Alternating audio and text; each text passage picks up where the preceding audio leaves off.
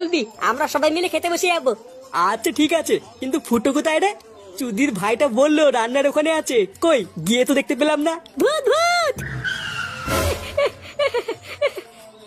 ফটকে কাকা, ওইখানে ভূত আছে।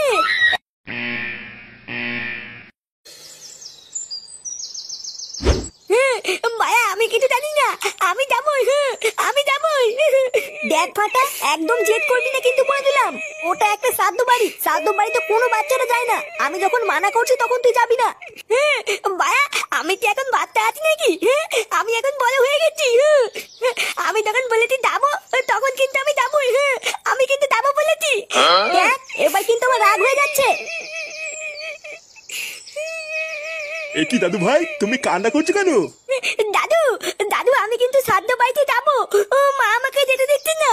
বাবা আপনি আপনার নাতিকে বোঝান, কতবার বলছি শ্রাদ্ধ বাড়িতে বাচ্চারা যায় না, আরো সেই থেকে শুধু বায়না করে যাচ্ছে। কেন দাদু ভাই, তুমি বায়না করছো কেন?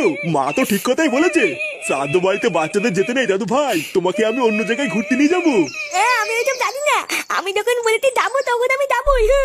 বাবাও তো যাচ্ছে শ্রাদ্ধ বাড়িতে, আমি বাবার সাথে যাবো। বাবার সাথে যাবা? আচ্ছা ঠিক আছে, দাঁড়াও আমি তোমার বাবাকে বলে দেখছি। ফুটো, ফুটো।